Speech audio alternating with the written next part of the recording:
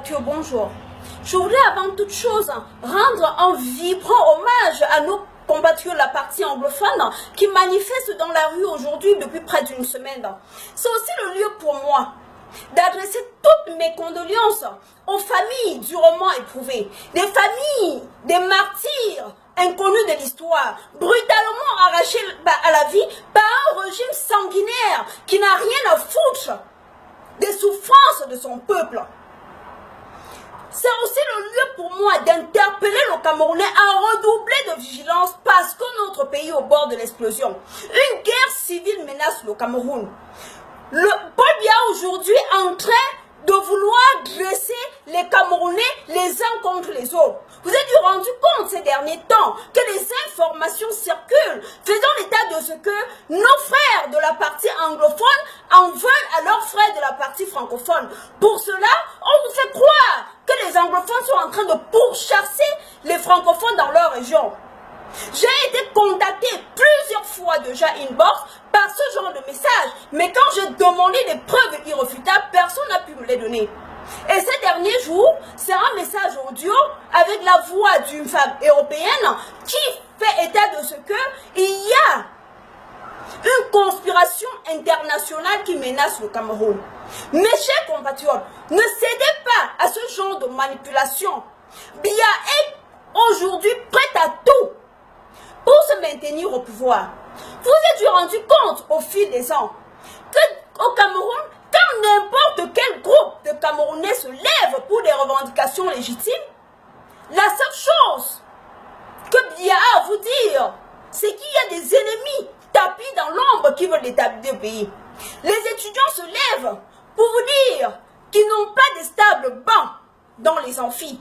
On vous dit qu'il y a des ennemis tapis dans l'ombre qui les manipulent. Les habitants d'un quartier se lèvent pour vous dire que depuis 10 ans, ils n'ont pas l'eau courante dans leur quartier, que le peuple meurt de choléra au Cameroun en 2016. On vous dit, ce sont les ennemis tapis dans l'ombre qui les manipulent. Tout se passe comme si, en 34 ans, Biya a fini par se convaincre qu'il est le président d'un peuple d'imbéciles, qu'il est le président d'un peuple d'attardés mentaux. Paul Biya peine à croire que le Camerounais est un être mature et majeur, capable de prendre conscience de ses problèmes, de sa souffrance et d'agir en conséquence. Au point où, à chaque fois que les Camerounais sont debout, il faut qu'ils fassent croire, pour appeler à une certaine unité, qu'il y a une menace externe. Chaque Camerounais qui se lève pour son pays est soupçonné d'être la main invisible qui sert les personnes invisibles, alors que le même Biya est dans toute forme de relation incestueuse avec les pays dont il vous fait croire que ce pays menace son pays. Je vous appelle donc à redoubler de vigilance. Il est inconcevable que Paul Biya pousse les Camerounais au génocide. Nous n'allons pas accepter que Biya dresse les Camerounais les uns contre les autres pour nous pousser à la guerre civile. Parce que quand nous allons nous déficher avec les machettes, Biya va refugier sa famille à l'étranger et lui-même. Et pendant que nous serons en train de nous entretuer pour lui. Donc maintenant, on est en train de, parce que ce sont les anglophones qui sont dans la rue, on vous dit que les francophones ont problème francophones. Demain, si les Bamileke se lèvent, on va vous dire que les Bamileke ont problème les bêtis. Et demain, les nordistes, on va dire, non, Biya, ça ne doit pas passer. J'entends les francophones qui disent que les anglophones ont les mêmes problèmes que les francophones. Alors pourquoi ils en font de leur cas un cas spécial? Je suis d'accord avec vous. Nous avons les mêmes problèmes. Mais vous ne pouvez pas demander aux anglophones de rester passifs comme vous.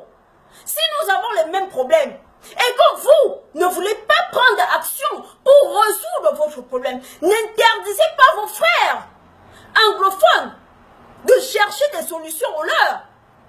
Alors donc, à défaut de prendre votre courage en main, comme les anglophones le font, et de vous lever et aller dans la rue pour manifester pour vos droits, respecter la démarche des anglophones, à défaut de les soutenir.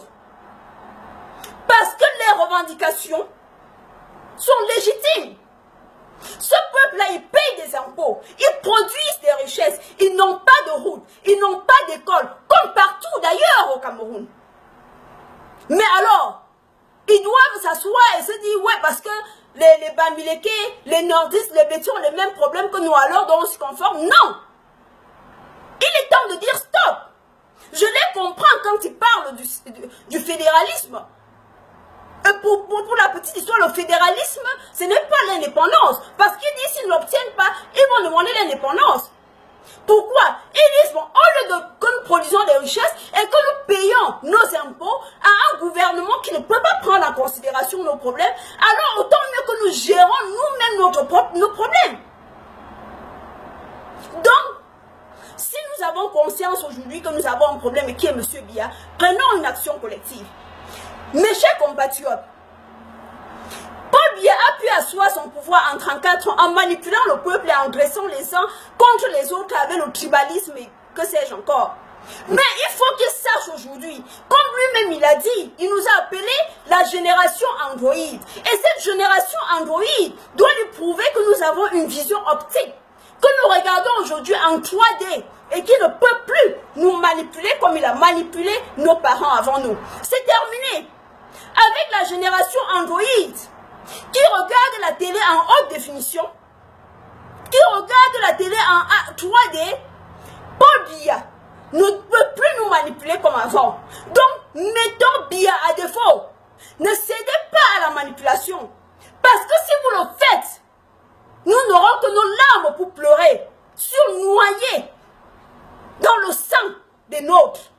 Biya commence déjà à assassiner nos frères à Bamenda. Et dites-vous bien que si nous levons aussi dans la partie francophone, il ne nous fera pas de cadeaux parce que son but c'est de s'interniser au pouvoir, coûte que coûte.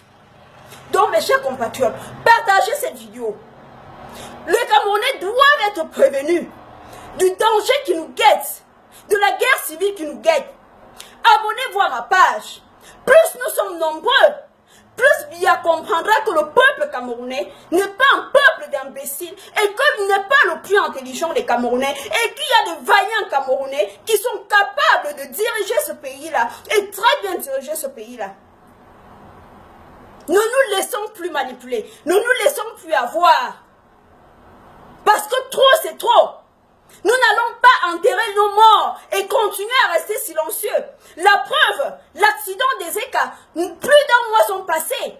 Et nous ne savons pas où sont les issues de l'enquête. Les familles recherchent toujours les corps des siens.